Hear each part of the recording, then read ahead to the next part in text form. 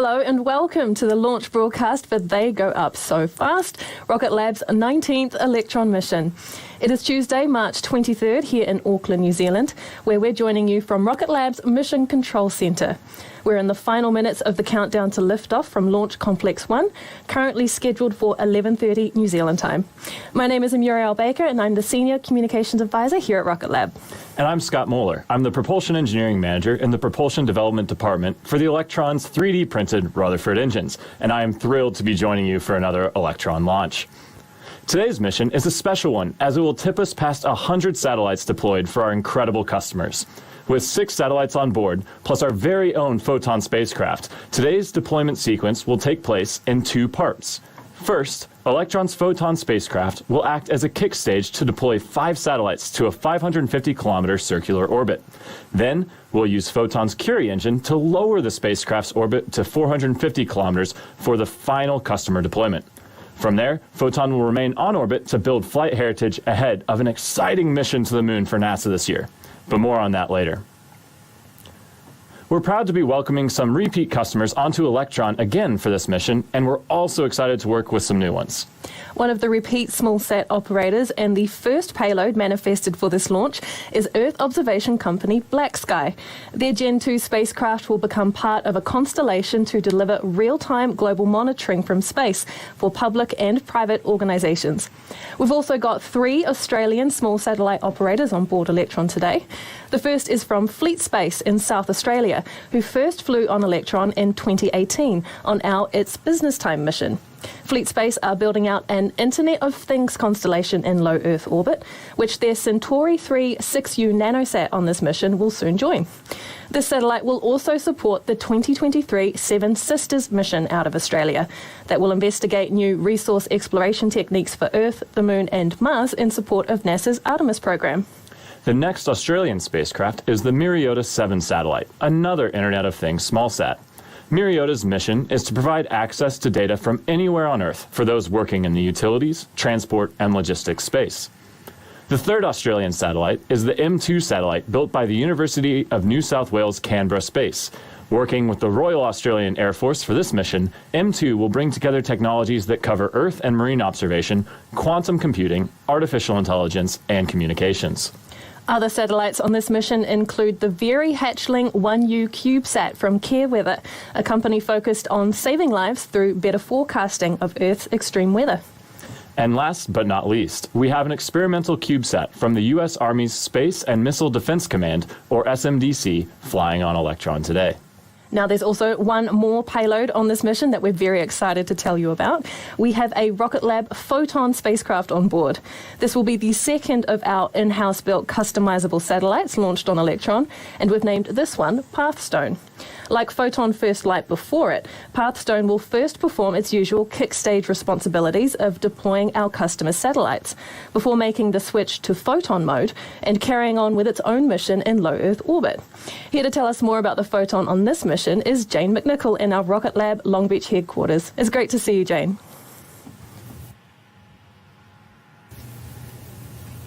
Thanks, Muriel. My name is Jane, and I'm a Mission Integration Engineer here at Rocket Lab. I'm excited to be joining you from our Mission Operations Center inside our headquarters in Long Beach, California.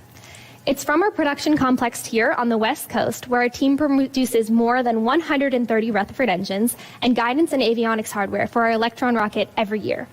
It's also where our team builds our Photon spacecraft and operates them once on orbit from some of these consoles in the Operations Center that you can see behind me. Photon is pretty unique in that we can first use it as a kickstage from which to deploy our customer satellites. Then we can switch it into spacecraft mode to stay on orbit and complete secondary missions.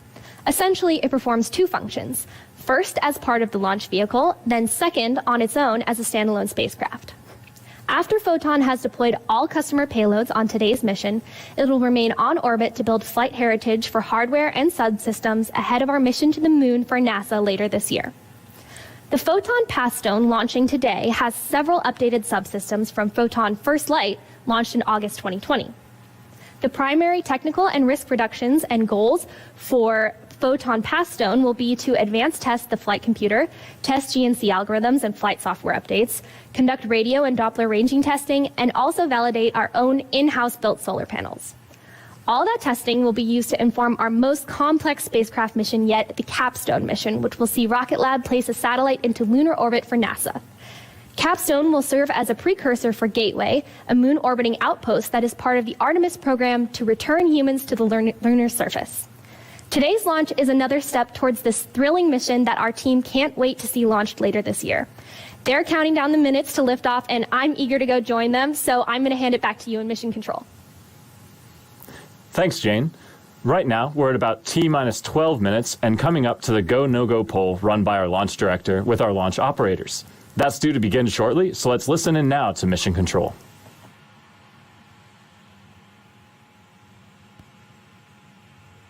Com ops, com checks.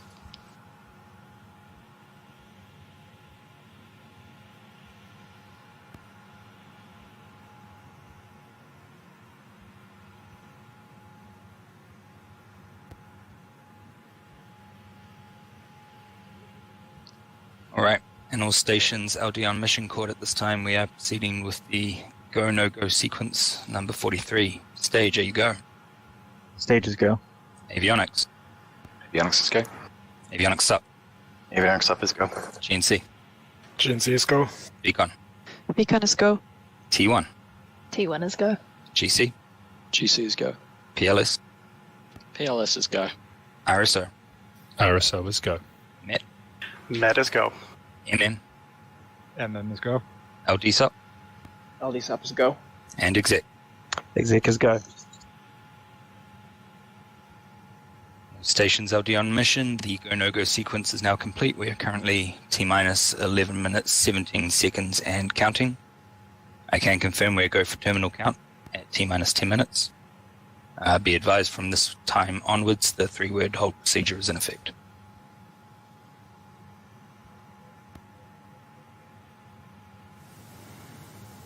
There we go. That was the green light we needed to launch, and we are go as we approach T-minus 10 minutes and 54 seconds until liftoff. Now, when it comes to missions beyond Earth's orbit, there's still a lot to learn about how humanity will further explore our solar system. But there's one particular orbit near our moon that will be a great place to start. As Jane mentioned, Electron and Photon will launch to the moon for NASA later this year in support of the Artemis program. Photon will complete a series of orbit raises using its hypercurie engine before deploying NASA's Capstone CubeSat toward its intended near rectilinear halo orbit, or NRHO, around the moon. There's a bit more about this exciting mission launching later this year.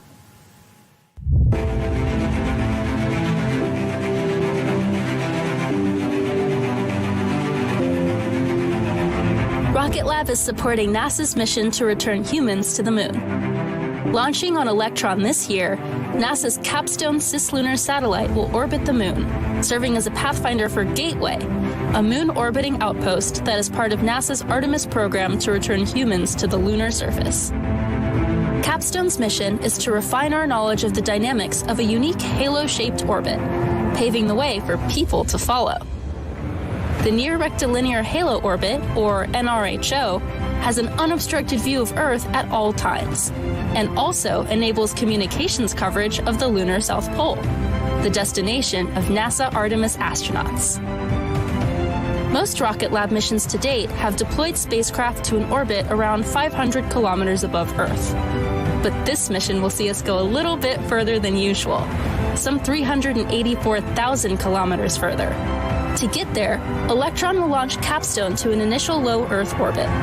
From there, Rocket Lab's Photon spacecraft takes over, providing in-space propulsion to conduct a series of orbit-raising maneuvers. This builds up enough velocity to perform a translunar injection, allowing Capstone to break free of Earth's gravity and set a course for the moon. After deploying Capstone, Photon will continue on its own trajectory to conduct a lunar flyby, while Capstone will use its own propulsion system to enter a cislunar orbit. Traditionally, smallsats have had to wait years for a rideshare opportunity on a large rocket in order to reach lunar and deep space destinations. With Rocket Lab, the smallsats call the shots, getting a dedicated ride to exactly where they want to go and on their schedule. NASA is thrilled to be partnering with several small businesses to make this mission happen. That includes launch provider Rocket Lab USA, Capstone mission lead Advanced Space, the CubeSat developer ByTyvak nanosatellite systems, the propulsion system provider Stellar Exploration, and several more. Together, we are expanding the reach of small businesses, small spacecraft, and small launch vehicles.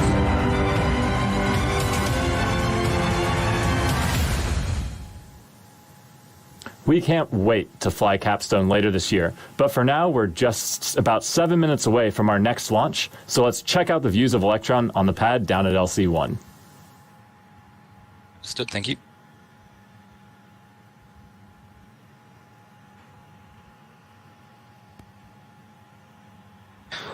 LD, avionics terminal check, sequence 45 complete. Understood, avionics, thank you. And please proceed with sequence 48, enable AFTS for flight. Commencing sequence 48.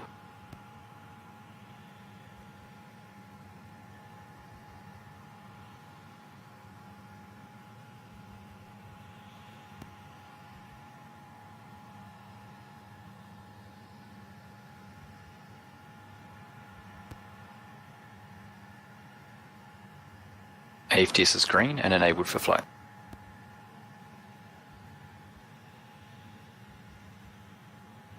Thank you, avionics.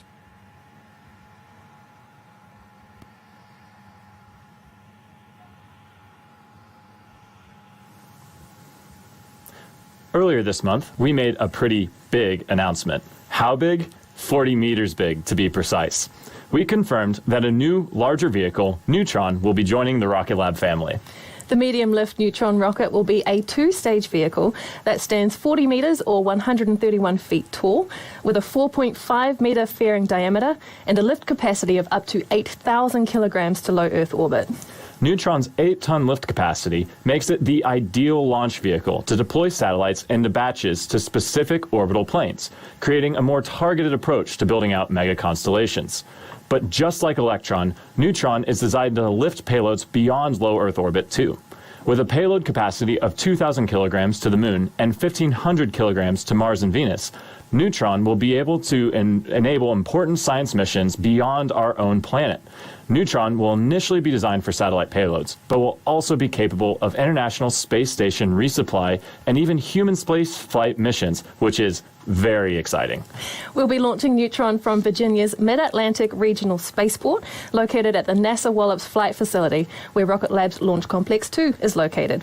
Using this existing launch pad and integration infrastructure at Mars, that means we can accelerate the timeline to first launch, which, in true Rocket Lab style, is sooner rather than later, expected in 2024. And I think it's safe to say Peter won't be making any promises on eating a hat anymore, because that did not look tasty.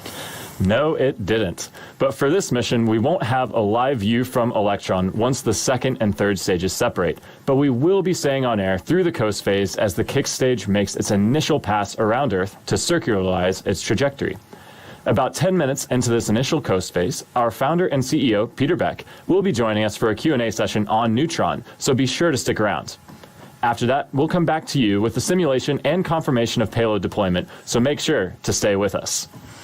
It's now T-minus 4 minutes and 42 seconds to launch. Electron and its payload is healthy on the pad, and the weather is looking clear for an on-time liftoff. Let's hand over now to Mission Control to listen in to the operators in these final seconds to launch.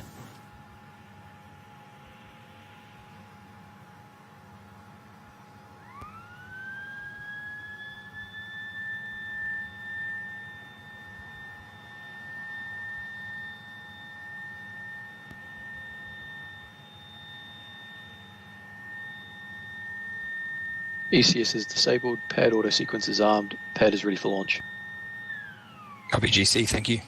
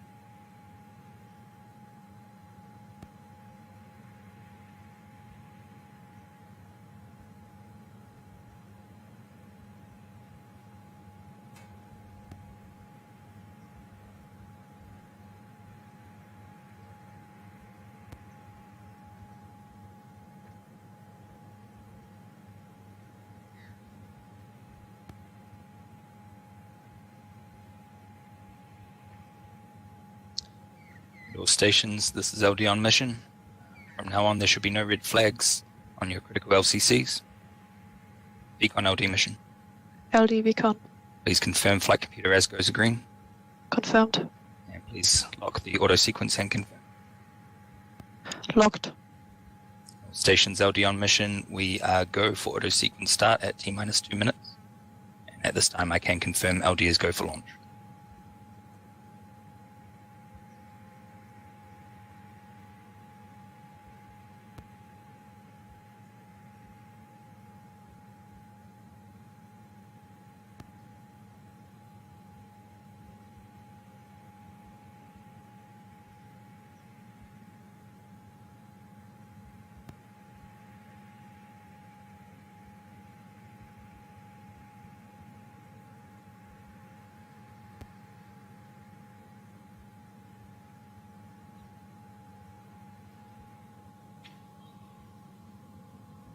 ADBs are on internal power. All stage power is disabled. The vehicle is on internal power.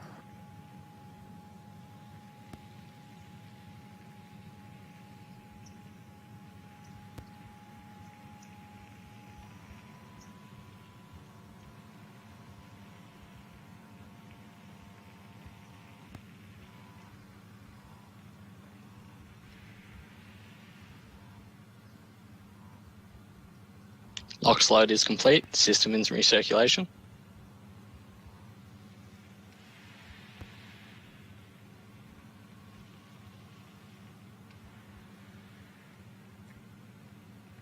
Stage 1 anti-geysering is disabled.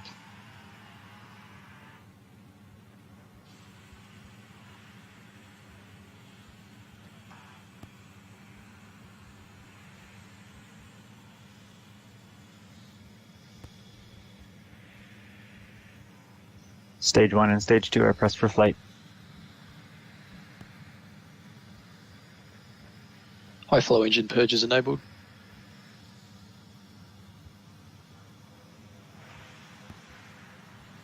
Water deluge is activated.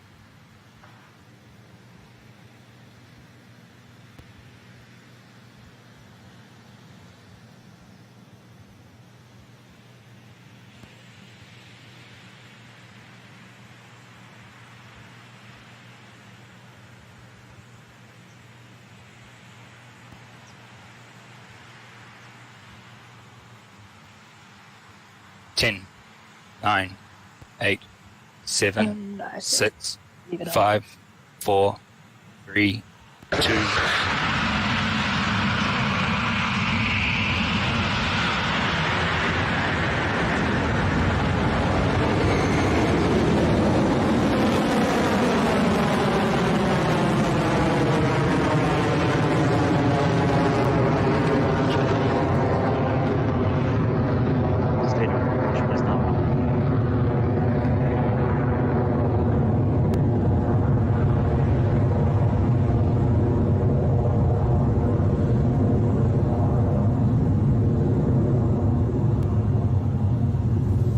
They really do go up so fast with a beautiful liftoff of Electron from the pad at Launch Complex 1. We're now T plus 40 seconds into the mission and approaching max Q, or maximum aerodynamic pressure, at the 1 minute 9 mark. Max Q is the moment during launch when Electron experiences the highest amount of mechanical stress from the dynamic pressure, which is a function of its velocity and altitude. We'll be coming up on max Q in just a few seconds.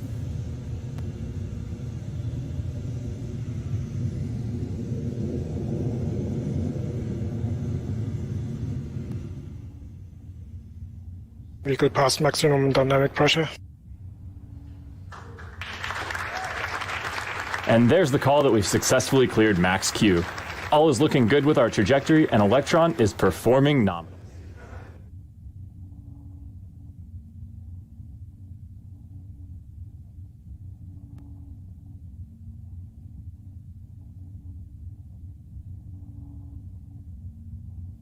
Stage 1 guidance is nominal.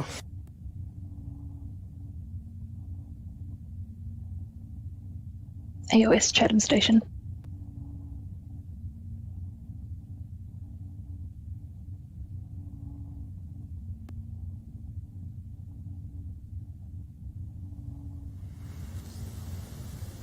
We're quickly approaching the next set of milestones in this mission. First up will be main engine cutoff of the 9 Rutherford engines on Electron's first stage. This is when the engines throttle down before the vehicle separates into sections, or what we call stages. Following that, the sole vacuum-optimised Rutherford engine on that second stage will fire up to continue the journey to low Earth orbit. We're a few seconds away from those events, and those calls will come in quick succession, so we're going to cross back to mission control now. Stage separation successful. Stage 2 ignition confirmed.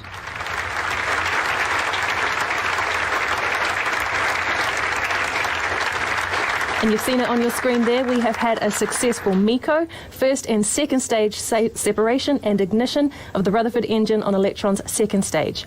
Coming up in a few seconds, Electron's fairing will separate.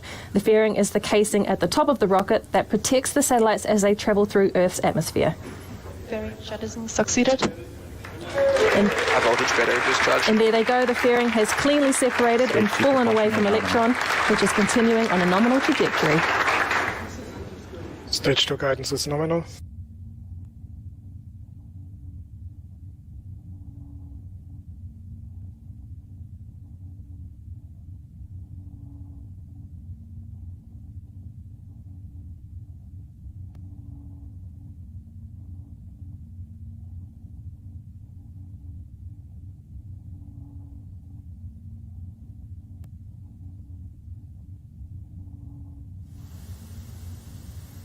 Electron's trajectory continues, as you'll often hear us say, nominally, with a current speed of just under 10,000 kilometers per hour and an altitude of about 165 kilometers, and we are now at about 4 minutes into the mission.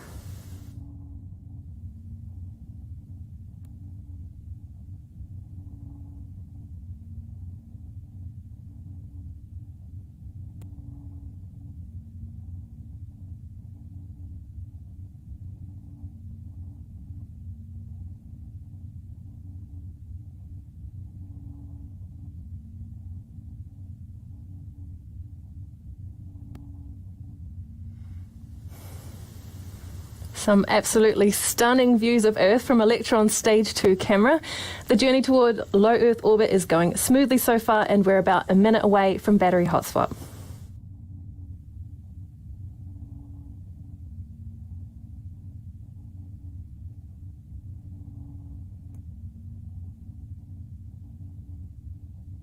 Starting throttle down on Stage 2.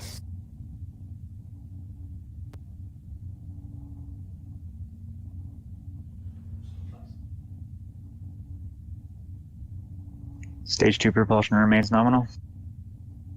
High voltage battery discharge nominal. Approaching hot swap. As we mentioned before, in the next few moments we'll be coming up to the battery hot swap, a maneuver that's very specific to the Electron rocket as the only launch vehicle flying with battery-powered electric pumps feeding our engines. When the first set of batteries are depleted during launch, we switch to a fresh one to power the engine for the rest of the mission. Sometimes you can see those battery packs fall away after the event, so let's keep an eye on the live feed from Electron and listen into mission control for the call.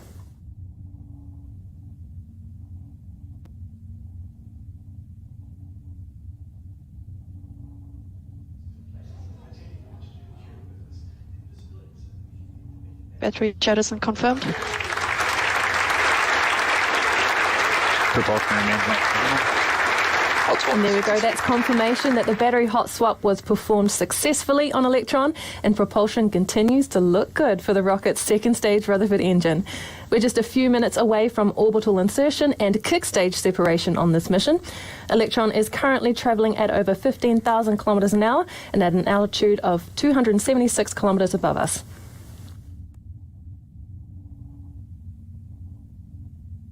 Current altitude is 280 kilometers, speed 4.9 kilometers per second.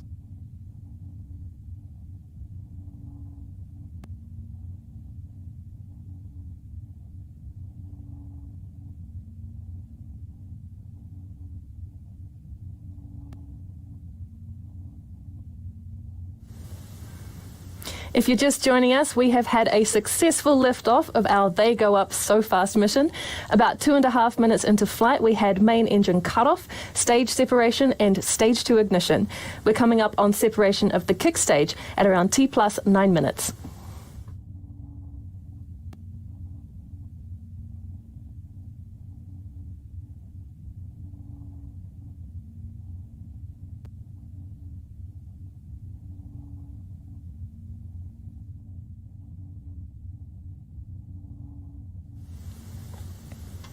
The view on your screen is Electron's second stage Rutherford engine.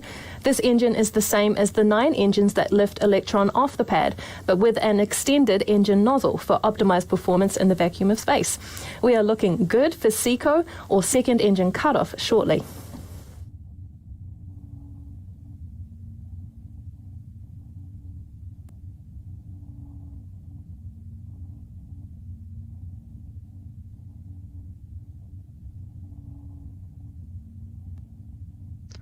And we entered stage 2 burnout detect mode. Shortly, Electron will shut down the Stage 2 Rutherford engine to allow for a clean separation of the kick stage. That will place the kick stage in an elliptical orbit around the Earth for a coasting period of around 40 minutes or so. That event is coming up shortly, so we're going to switch back to mission control to await the confirmation.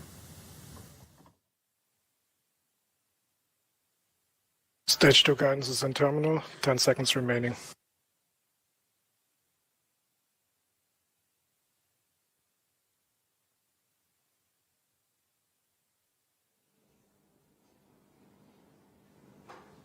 SECO confirmed. Stage 2 separation confirmed.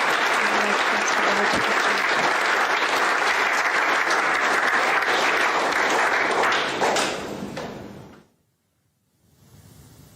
Fantastic news that the Rutherford engine on the second stage has successfully shut down as planned and the kick stage has cleanly separated. The kick stage is now going into its coasting phase for about 40 minutes or so while we wait for the circularization burn from our innovative Curie engine. In the meantime, we're going to take a small break, and you can join us back here in about 10 minutes as we're joined by Rocket Lab founder and CEO Peter Beck to answer some questions about our Neutron program. We'll be right back.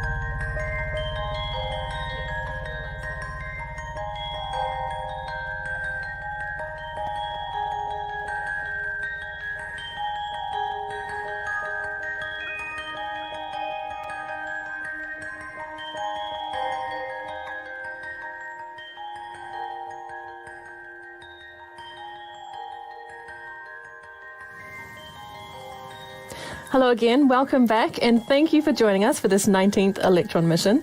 Electron successfully lifted off at 11:30 local time and completed all of the key milestones of launch, including passing through max Q, main engine cutoff, first and second stage separation, ignition and burn of the second stage, and final separation of the Kickstage from Electron ahead of payload deployment. Right now we're in a coasting phase, heading to the optimal position above Earth to deploy the 6 satellites on this mission, expected to occur in about 40 minutes or so. But while we wait, I am joined here in the studio by Rocket Lab founder and CEO Peter Beck to talk about our new rocket joining our launch vehicle family, Neutron. Peter, thanks for taking the time out of Mission Control to talk to me. My pleasure, Mira. Now, for those of you who might not be familiar with Neutron, Peter, why don't you tell us about the new rocket and why right now is the good time to build it? Yeah, I mean, we spend quite a lot of time with Electron launching our customers, and Electron's been a fantastic vehicle to really pathfind a lot of constellations for our customers. So the conversation sort of went like, look, Pete, thanks very much for getting our first one in orbit, but actually now we've got a whole bunch of them we need to get there. Mm-hmm. So it became really, really obvious that there's a really, massive need in the marketplace for, for a vehicle specifically built for launching, mega constellations and constellations. Mm-hmm. So you've talked about Neutron as a constellation builder, but what makes it ideal for that? Yeah, well, I mean, it's right-sized. So, if you look at all the constellations that are in development in various forms, they all fall around a similar kind of mass class. And that 8 tons to orbit is really the ideal mass class, for building mega constellations. But not just mega constellations. In fact, if you look back through history, the average payload, mass lifted by all launch vehicles in all of history is between sort of 4 and 5 tons. So we think this is the right time to bring a vehicle that's right-sized to the market. Cool. And what can you tell us about Neutron's engines? Not a lot. It's a secret. No. I mean, there's areas that we're innovating and there's areas that we're not innovating. The engines always deserve their own name, so they certainly deserve their own limelight as well. So we'll make a little bit more announcement about engines in the appropriate time. It'll be fun brainstorming some new names for those engines, I'm sure. Oh, it's already named. Have you? So tell me why you've selected Wallops as the launch site for Neutron. Yeah, so Wallops is actually it's a fantastic mid-inclination site, and mid-inclination is really, really important for the majority of launch. We're able to leverage Pad 0A and the wonderful team there at Virginia and Wallops Island. Obviously we have the home of Electron there, so it made perfect sense to also put Neutron there as well. And one of the interesting things that if you start to look at launch vehicle design, you find a lot of launch vehicles kind of asymptote around that 3.9 metre diameter, and that 3.9 metre diameter is really a function of the lowest bridge between California and Florida. So we didn't want to use that as a design constraint for Neutron. So makes sense. Yeah, so we were looking for a launch site that we could also manufacture near as well. Cool. And what is the biggest hurdle for you at the moment for Neutron's development? Well, the biggest hurdle is for Rocket Lab is always talent. So I don't want to turn this into a shameless talent plug, but I mean, in all honesty, that has always been our throttle, is how quickly we can onboard people. The bar is high, and we're unashamedable that the bar is incredibly high at the company. That it always is our throttle in developing any of Rocket Lab's programs. There's a few hundred jobs expected to be created for this one, isn't there? Yeah, absolutely. Yeah. Both in Virginia and New Zealand, and in fact, in every one of our locations, I think that is our throttle. Sure. And how is the hat? Do you expect to be eating any more anytime soon? Well, that's why I made sure that we talked about human spaceflight and all of the things that we could possibly do in the future in one hit, because that hat was just not tasty. And as you know, Muriel, it took 2 takes, so there was actually 2 hats consumed in the making of that video. So not looking for that to again. Also, Neutron's capabilities, it's going to be reusable, isn't it? Yeah, so that's probably the biggest fundamental difference between Electron and Neutron. So, Electron was all about how do we make the most manufacturable rocket. Mm-hmm. Neutron is how do we make the most reusable rocket. There's a bunch of things about, especially the first stage, that as we announce a little bit more about the program, people will be, I think, quite surprised with some of the innovation that's in that first stage. Because it really is, it really is about how do we make the most reusable, not serviceable, the most reusable launch vehicle in the world. And speaking of recovery, can you tell us anything more about when we'll next see another Electron under a parachute? Yeah, not too many missions away actually. So I was down sitting inside the stage there earlier in the week. It's looking super good. So parachute was about to be packed into the stage, and all of the little thrusters and everything were on it. So it's all looking very good. And the next recovery mission is with a significantly upgraded heat shield. So the previous recovery missions have been basically, with upgraded block upgrade of stage 1 with reaction control systems and guidance systems and things like that. But we never really addressed the kind of handling the thermal loads that we expected, because there was kind of no point, because unless you can control the entry of the stage, it's kind of irrelevant. So this one has a much more significantly upgraded heat shield, and so we're expecting much better performance and hopefully much better condition of the stage when we go and pick it back up. How exciting. Any helicopters with this one? Will you be piloting a helicopter? No, I'm nowhere near good enough I'm kidding myself to think that I was a good enough pilot to catch one. But no helicopters in this mission.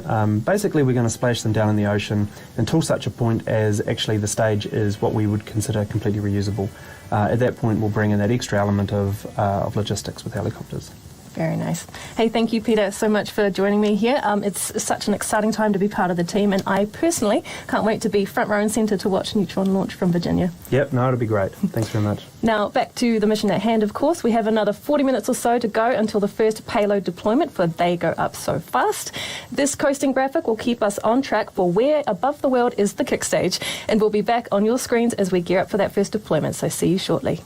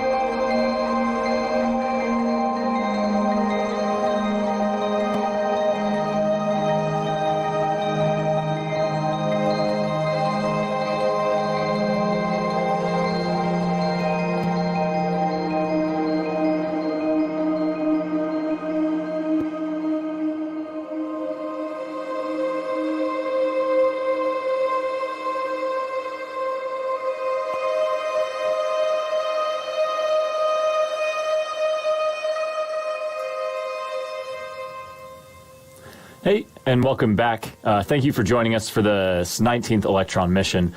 If you're just now joining us, we've had a successful liftoff. Everything has gone nominally, and we're currently in our coasting phase of our Kickstage, waiting for the Curie engine kickoff. So that'll be approaching at about T plus 59 minutes, and we'll be burning for about a minute. And then we'll just be waiting for mission control to hear those calls and get a successful relight here momentarily. So stick with us, and we'll be checking back in shortly.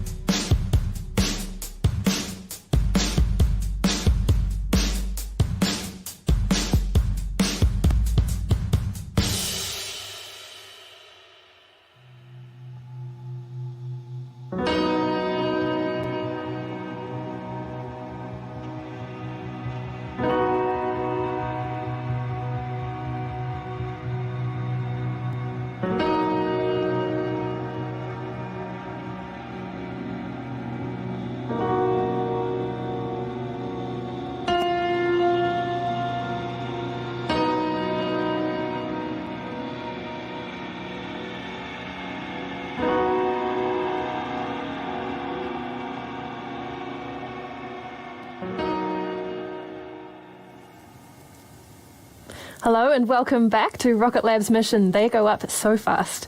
If you're just joining us, Electron successfully launched today at 11:30 local time from Rocket Lab Launch Complex 1 in New Zealand. We completed first and second stage separation, successful ignition and burn of the Stage 2 Rutherford engine, and then a final separation of the Kickstage ahead of payload deployment. Very soon, this third stage of the rocket will perform a short burn of its Curie engine to circularize its path around Earth, ready to release this mission's satellites to their ideal positions. We are at T plus 47 minutes into the mission, and we're just waiting now for that engine burn, which is expected to occur shortly.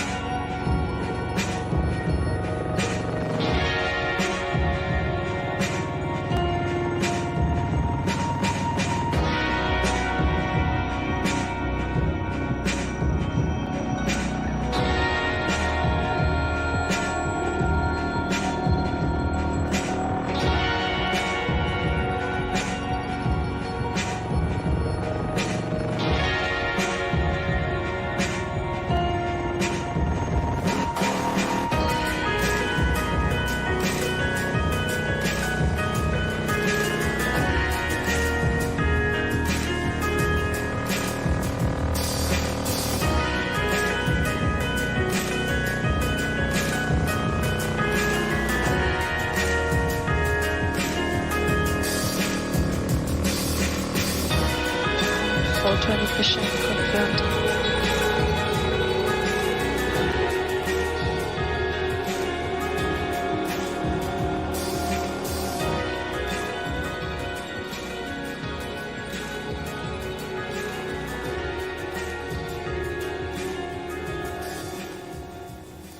While we're waiting for the Curie burn to finish, I'm going to tell you a bit more about what will happen next for our customer satellites. With 4 of the satellites on this mission set to join their respective small-sat constellations, pinpoint payload deployment is absolutely critical. The ability of the Kickstage and Photon's Curie engine to perform multiple relights means we can be very specific about where all of these satellites are deployed, even though they're all flying on the same vehicle. First, Photon, operating as a Kickstage at the start of the mission, will deliver the majority of the satellites to a 550-kilometer circular orbit. That deployment will occur over a period of around 5 minutes or so.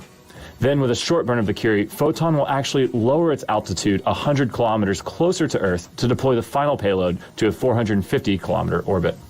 But even then, we are still not done, because after payload deployment, our operators in mission control will issue a command to transition the Kickstage into spacecraft mode and begin our secondary mission objective to test out new systems on our own satellite. This Photon will build flight heritage across its subsystems for our Capstone mission to the Moon for NASA this year, as well as our private mission to Venus in 2023.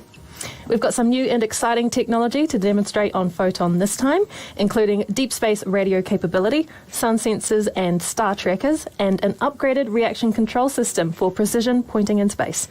We're coming up to the release of the first satellite from Electron shortly, so let's listen in for the calls from mission control.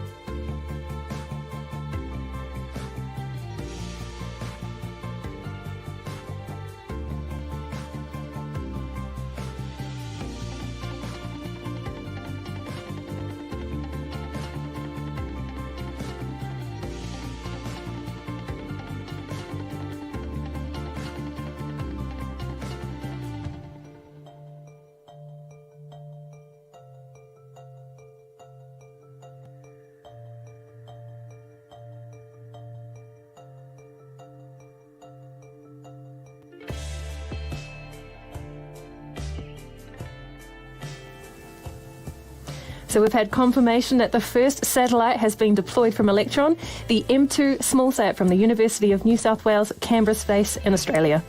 Up next is the Centauri 3 Internet of Things nanosat from Fleet Space.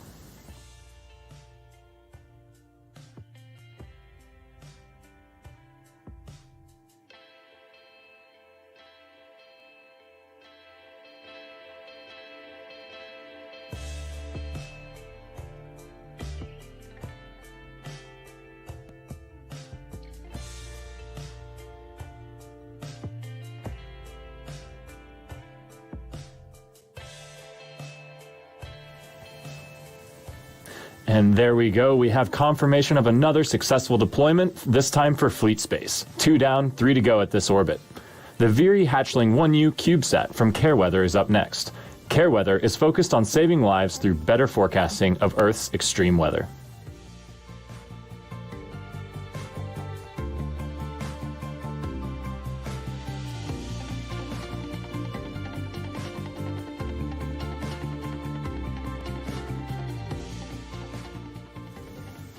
Now, what you're seeing on your screen is a simulation of payload deployment. We will confirm all payload deployments on our social media channels shortly. Great, and there is the third payload deployed from Electron. This one is tiny, it's about the size of a bagel. But next up is the small sat for SMDC. This one is the size of a loaf of bread and is being deployed by Rocket Lab's Maxwell CubeSat dispenser.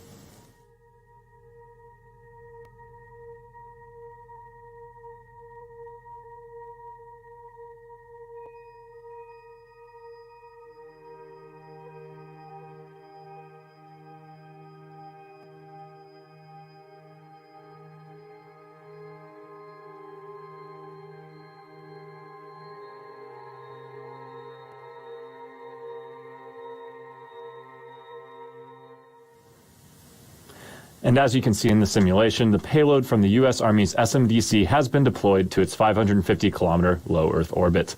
The final payload at this orbit is up next, and it's the Myriota 7 satellite.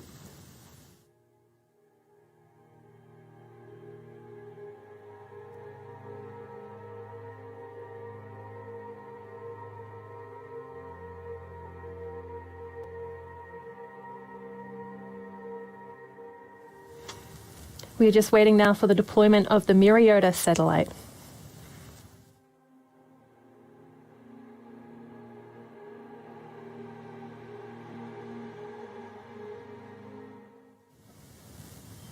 And there it goes. That's the 5th satellite on this mission deployed. The Myriota has been deployed to its orbit as planned.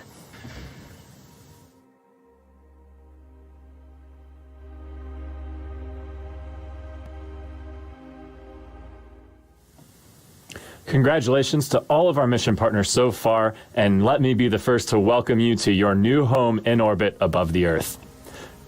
We have one final payload to deploy on this mission, the Gen 2 spacecraft from BlackSky Global. But as we've mentioned before, we have to drop the Kickstage to a lower orbit first. We'll do this with a second relight of the Curie engine to change the Kickstage's altitude, and 40 minutes or so after that event, Curie will be ignited for a third time to circularize its orbit around the planet at 450 kilometers above us. Then soon after that, Kickstage will transition to Photon mode and remain in that orbit to test out some of the spacecraft's new technologies. We won't be live for confirmation of payload deployment, but it should look something like this. Keep an eye out on our social media channels for verification of final payload deployment and the transition to Photon later today.